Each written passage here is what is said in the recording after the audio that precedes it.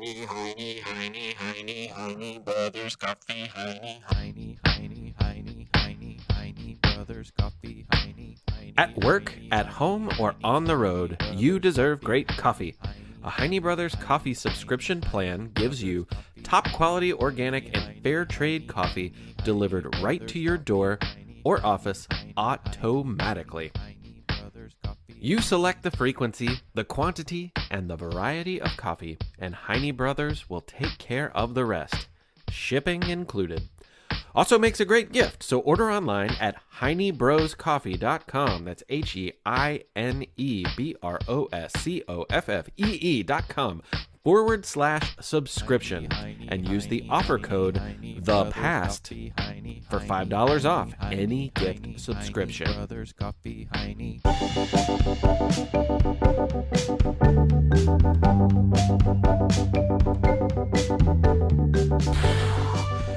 I was holding my breath because this is episode 30, the big 3-0, and it's all about things that have to do with underwater.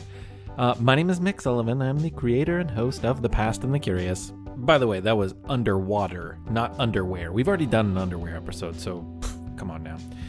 I'm really excited to welcome my friend Brian West, who's going to be reading a story about Garrett Morgan.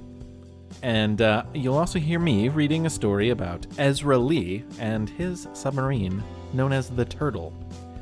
My apologies to David Bowie and Lin-Manuel Miranda because I butchered both of those things, as you will find out. I also am excited to say our book release is very, very soon. The pre-sale will begin the week of March 17th, sometime that week, so stay posted. This just in, pre-sale for The Meatshower begins Wednesday, March 20th, 2019. There will be more info about that at the end of the show. If you're curious, stay tuned. But let's do this show, The Past and the Curious. If you're going to have a city full of people, you're going to need water. And if you're going to have a big city, you're going to need a lot of water. Oh, one other important detail. It's got to be clean water. Looking back 120 years ago, around the time the 1800s became the 1900s, America was a busy place. Industries were booming in cities, and factories filled with people were creating things like iron and steel, and fabrics and food. It was amazing how much stuff was being manufactured and sent to other places on boats and trains. But with all that production comes waste and pollution. You don't want that stuff in your water. To make matters worse, at this time, cities were still grappling with how to handle sewage and waste. Human waste, that is. And you definitely don't want that in your water. Now, you might look at a city like Cleveland, Ohio on a map and see that it's got rivers and some prime real estate on the Great Lake Erie. Plenty of water, to say the least. But citizens found all those different kinds of waste were winding up in their water supply, the lake and river. And as a result, people were getting sick with terrible diseases like cholera and typhoid. Preferring to have live citizens as opposed to dead ones, cities began to develop ways to treat the water, but they also made efforts to get cleaner water to start with. In Cleveland, the need was so great and important that the city set about on a massive public works project. They'd dig a 5-mile-long tunnel underneath Lake Erie. The idea was to get far out into the lake, away from the pollution near the banks. And through a station out in the middle of the lake, called the crib, they'd pull water from the bottom. There would be a natural filtration process for the water, but also the pollution tended to stay closer to shore, so it was a good solution for clean water. But, as you can imagine, digging a tunnel under a lake is a crazy, dangerous thing. Some men, in this case, mostly Irish and German immigrants, laugh in the face of such danger. Fright didn't stop crews of the brave fellows from spending day after day, working in the 10-foot-tall tunnel, passing through pressure locks, and slowly digging, inch by inch, farther out while the waves of the Great Lake crashed above their heads. The project started in 1914. and by July of 1916, people thought little of it. It was business as usual until disaster struck later that month. On July 26th, the digging upset a pocket of natural gas in the earth, which happened to be near the tunnel path. And at 9:22 p.m., an explosion collapsed the man-made cavern. Lives were lost due to the blast, but some survivors remained inside the tunnel. As rescuers quickly learned, though, the natural gas which caused the explosion continued to fill the tunnel. It was toxic to breathe, and this endangered not just the survivors, but the rescuers as well. People worked all night to reach those trapped with little success. In fact, by morning, people were sad to learn several rescuers had fallen victim to the gas inside as well. Finally, a police officer on the scene spoke up. Very near the rescue scene, just minutes away in fact, lived a man he thought could help. The officer had seen him give a demonstration of his invention called the safety hood. A phone operator tried Garrett Morgan's line and woke the inventor up. Help us, Garrett Morgan. You're our only hope. According to some reports, Garrett Morgan showed up in his pajamas. Garrett Morgan was born in Kentucky. Both of his parents had been enslaved before the Civil War, and he spent much of his youth balancing his elementary education with time working on his parents' farm.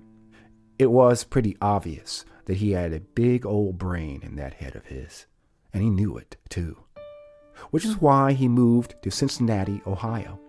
There weren't a lot of established ways for a young man like him to continue his education, so he took it into his own hands, working several jobs and using the income for two things: to pay for a place to stay and to pay for a private tutor.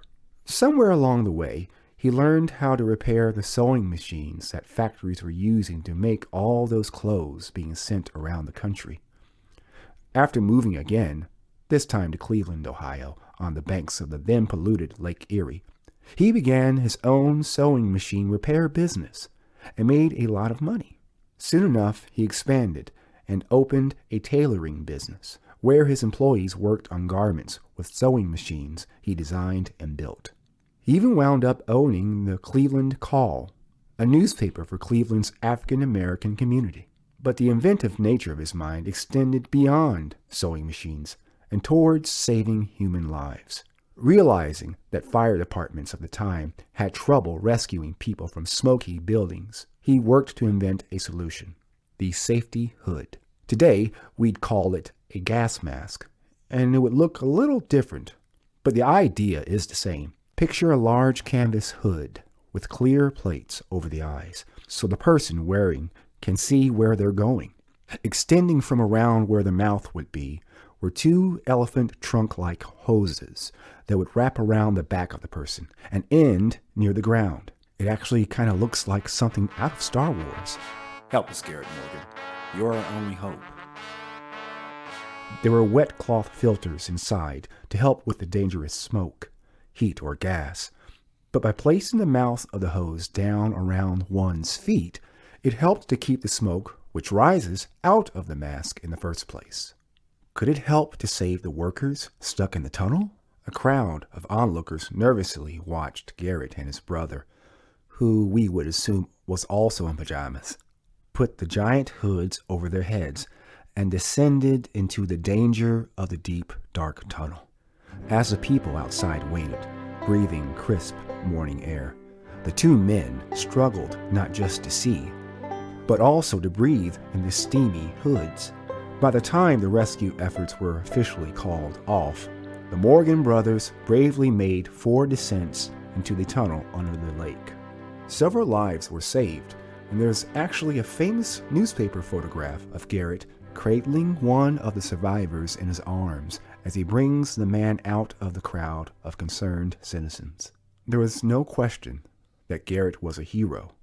Not only had his invention worked to save lives, but his bravery in the situation was exceptional too.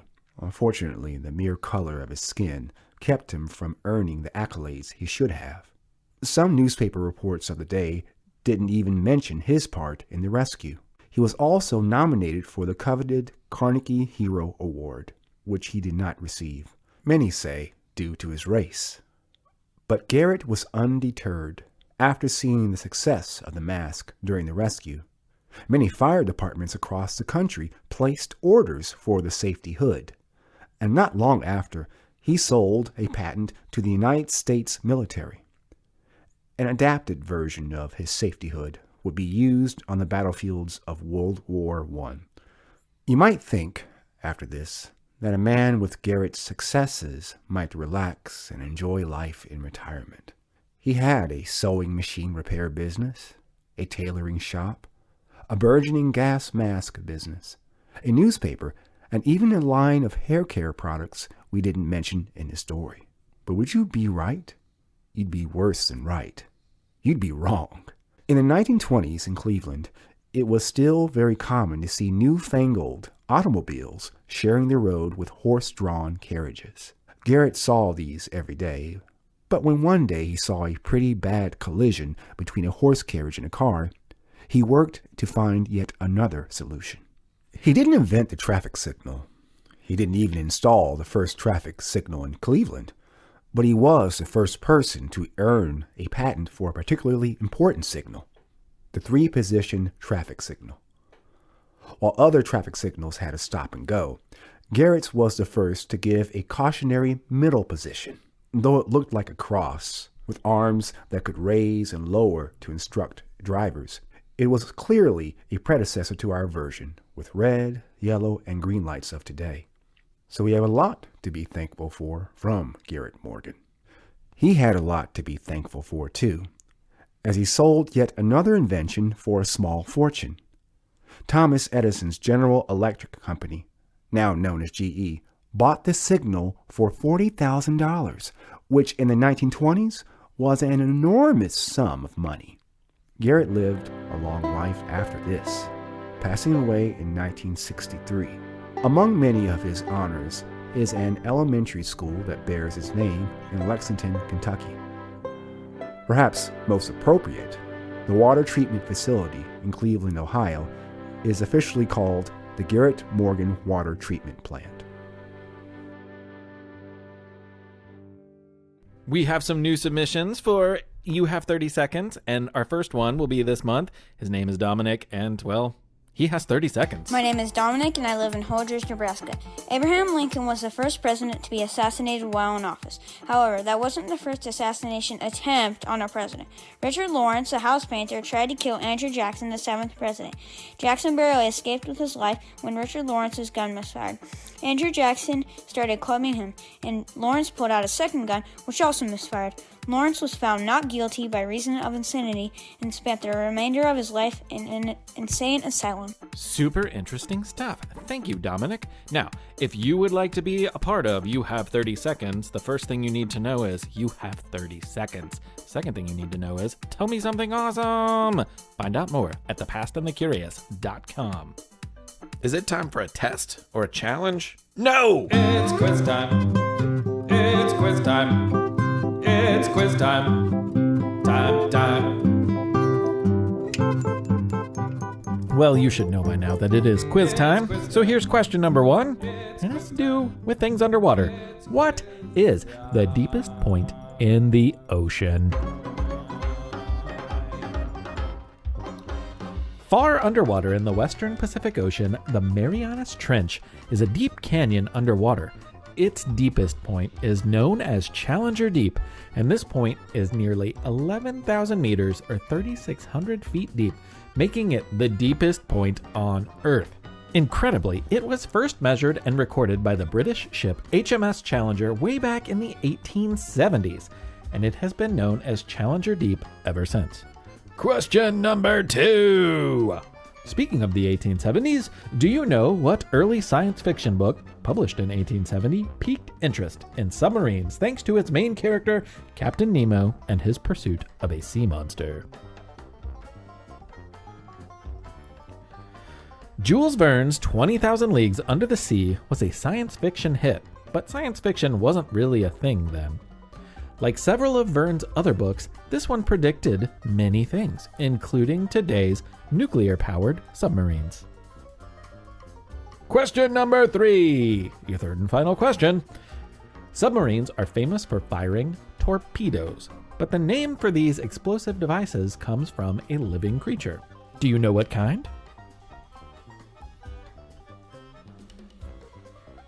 There is a particular kind of stingray called a torpedo fish. It is named this because its sting can leave a victim feeling numb and sluggish. And the original Latin word torpedo means just this, numb and sluggish. Steamboat pioneer Robert Fulton appears to have been the first to use the word to describe an underwater explosive, finding his inspiration in the sting of a sea creature. Ground control to Sergeant Lee. Ground control to Ezra Lee. Take a nice deep breath and load your submarine. Ground control to Sergeant Lee. 7, 6, The water's so 5, dark you can't 4, see. 3, 2, Start your cranking so you move your boat with speed.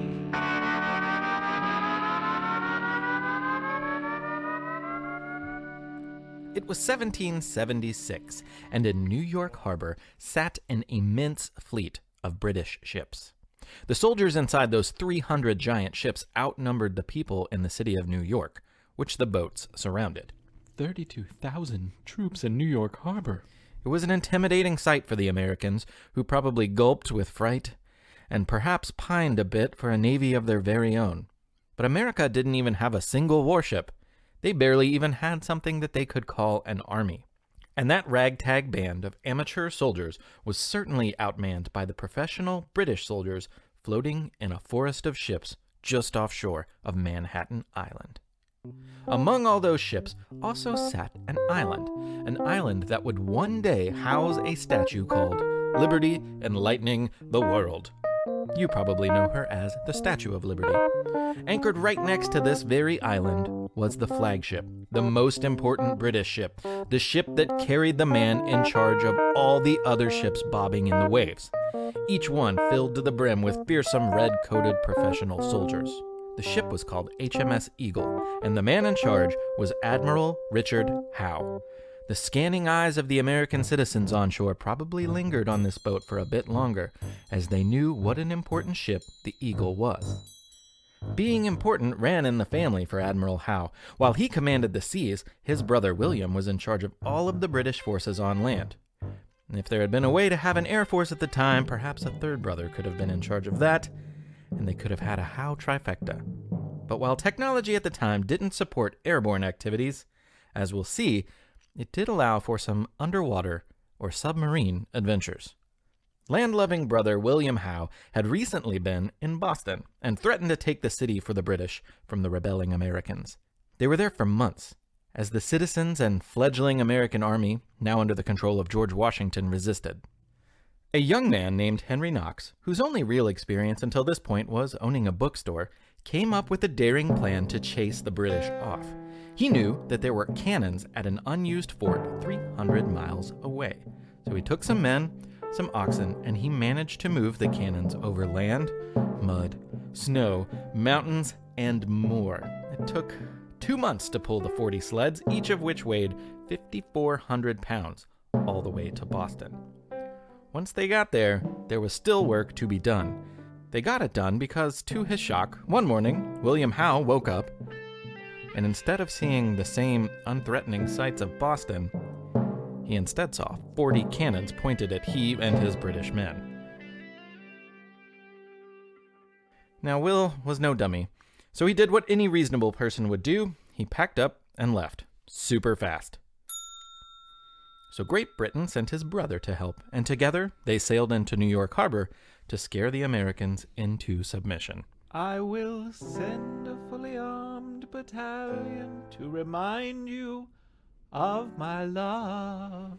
If you asked either of the Howe brothers and they were to answer you honestly, you would have learned that they actually kind of understood the Americans' reasons for rebelling. When Great Britain started taxing nearly everything the Americans needed, but not allowing the American colonists to have a voice in how they were governed, the people got angry. And it was more than just throwing tea in Boston Harbor. The Howe brothers thought that they had a point and kind of felt for the Americans. But when you're in the British Army and you're told to do something, you do it. So the brothers were in charge of stopping the American rebellion. But they were both hopeful that the Americans could be convinced to make peace and rejoin Great Britain before there was too much violence. All over the colonies, there were plenty of Americans still loyal to King George III and Great Britain. But plenty of folks were not, and of those, many of them were not interested in making up at all. So despite being outnumbered, they chose to resist. It was probably a pretty big bummer for George Washington to stare at those ships filled with 32,000 soldiers and then look back at his puny group of men who were pretty much just farmers and merchants and regular dudes who decided to become an army and fight the most powerful military in the world. If it bummed him out, he hid it pretty well. But the Continental Congress, the folks who gave George his orders, were aware of the problem this presented. Which is why 3 members, Benjamin Franklin, Edward Rutledge, and John Adams, were planning to board Howe's ship and discuss options for peace. But 3 days before the meeting, something weird happened. No one expected a submarine to threaten the British ships, but that was mostly because submarines didn't even exist at this point. Yes, the Americans tried a lot of things to send the British back home, but no idea was more unusual than the one that came out of David Bushnell's head.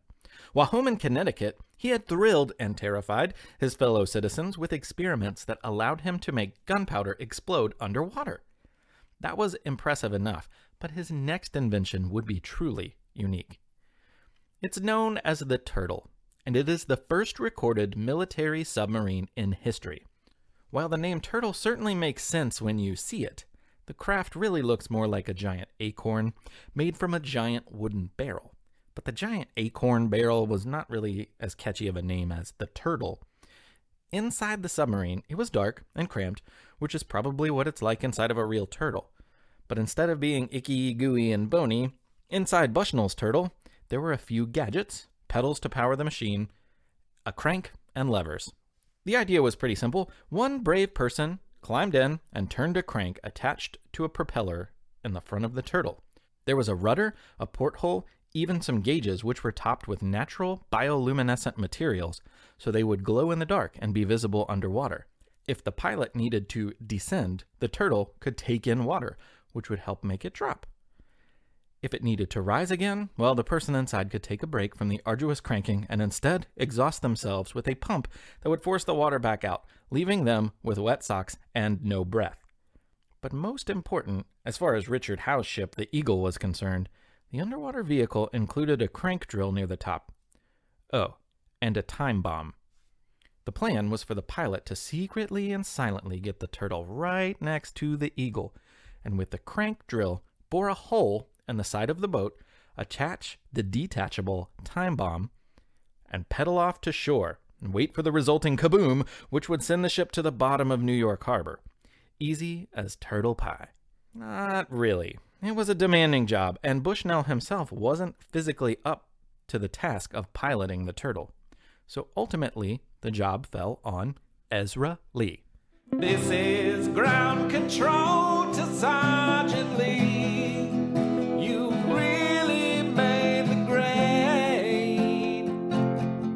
And the papers want to know how your turtle zooms. Now it's time to make the British ship go boom.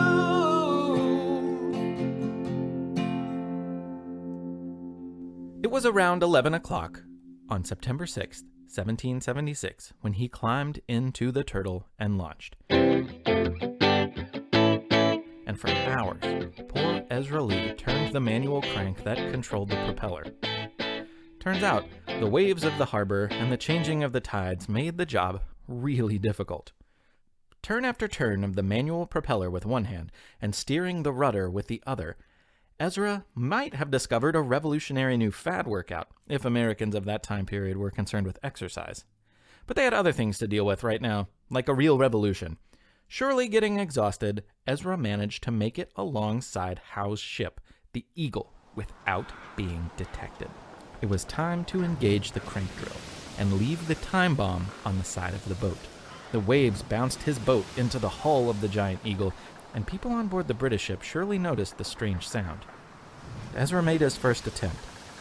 His drill couldn't penetrate the hull or the bottom of the ship. There wasn't wood to drill into. How strange. He figured he'd try again at a different spot. Engage drill. Nope, still not working. Unbeknownst to poor Ezra, the Eagle's hull had been covered in a sheet of metal. The sheet was mostly to prevent sea worms from boring holes into the bottom of the boat and turning it into Swiss cheese. It was just Howe's luck that it was also submarine time bomb resistant, too. It's hard to know exactly what the case was. Ezra was the only person there, and he certainly couldn't see much. Some historians say the drill would have easily pierced through the metal plating, and that he just so happened to mistakenly find himself near a piece of impenetrable iron on the ship's rear.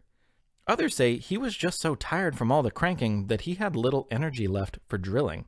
In either case, by the time he found himself unsuccessful after a few attempts, the sun started to peek out over the horizon. And knowing that he'd be detected, he decided it was time to cut and run. So he cranked the propeller even more, heading back towards New York City. And sure enough, the turtle was detected, and a small rowboat of British soldiers soon gave chase to the strange thing just below the water's surface. Remembering the time bomb was set to blow, Ezra detached the charge, and the British soldiers, fearing a trap, turned around. It was a good choice. The bomb exploded harmlessly in the harbor, though according to witnesses, the surge of water towards the sky was an incredible sight to behold. If it had been attached to the Eagle, well, let's just say Admiral Howe's underwear most certainly would have been wet, one way or another. As it was, not a soul was hurt, and Ezra Lee took his turtle and went home. This is Ezra Lee to ground control. The drill bit won't go through, and I think I've got to steer my boat away, so George won't win the war today. For here am I sitting in a turtle sun,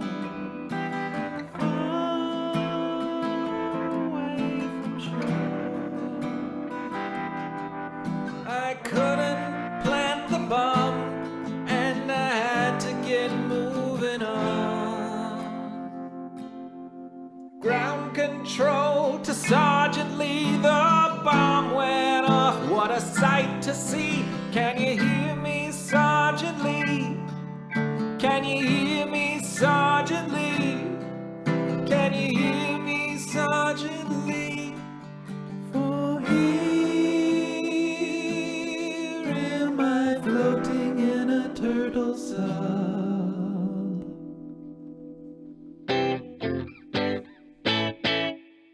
It's Dr. Awkward, the Palindrome Professor. It's Dr. Awkward, the Palindrome Professor.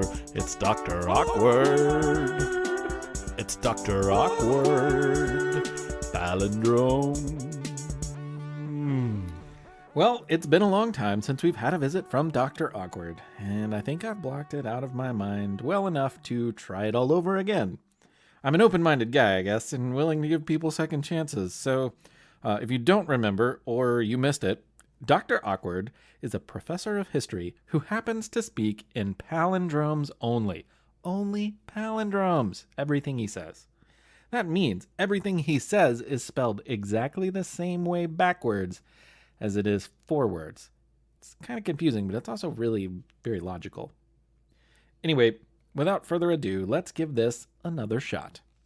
Hello, Dr. Awkward, and welcome to The Past and the Curious. Yo, bozo boy.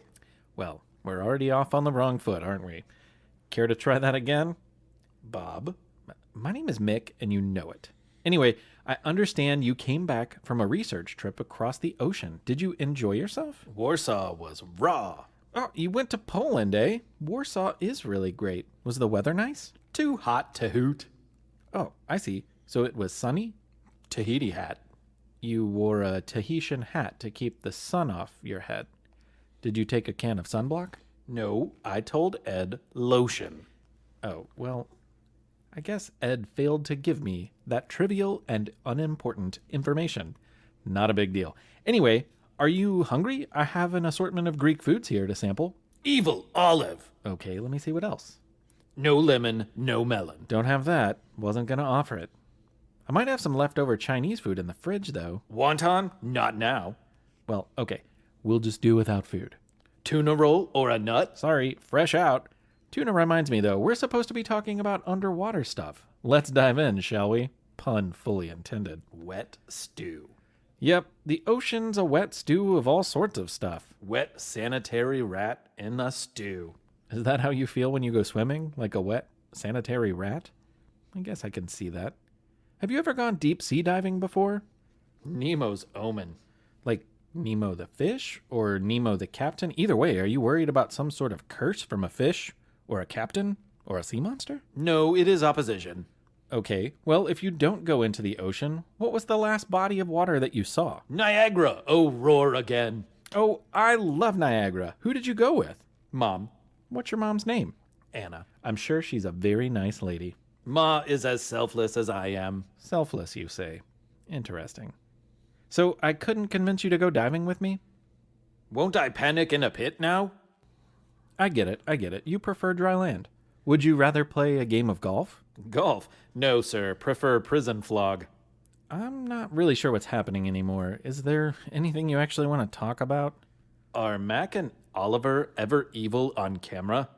D saw a seed. Come on, man. All right, thanks. Delia saw I was ailed. Gabe's a nosebag. Well, that's about what I expected. Dr. Awkward. It's Dr. Awkward. Palindrome. One weird day in 1876, in Bath County, Kentucky, meat fell from the sky. Meat? Meat? Yes, meat. And in 2019, we were weird enough to write a book about it. Not just any book, because we can't do anything normal. What we decided to do is pretend that the only surviving piece of meat in the world, which really does exist, we made him the narrator of our story. I can't wait to share it with you. It is called The Meatshower, and it will be out in May of 2019, but the pre-sale starts the week of March 17th, 2019. You can find it at our website, thepastandthecurious.com, all of our social media places, and anywhere people talk about meat. The Meatshower.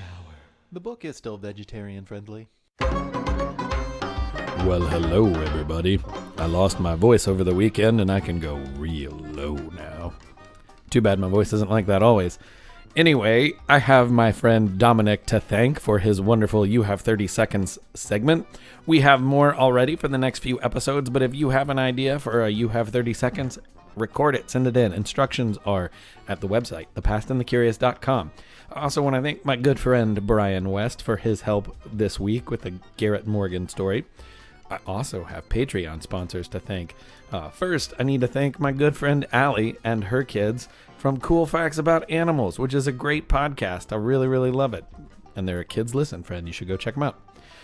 Also, I have to thank Ezra and the whole Silva family. I'm going to shout out to Ezra. Ezra! Sorry, guys. I wish I had a better voice for you this time. I did hear that Ezra's favorite story so far from The Past and the Curious has been the one about Annie Edson Taylor. She's the lady who on her 60th birthday went over Niagara Falls in a pickle barrel. She was the first person to do that and live. I don't recommend trying that at home. But anyway, I'm so glad you like it, Ezra. Thank you very much. Also, there's a young lady named Libby out there who is going to get a song next month.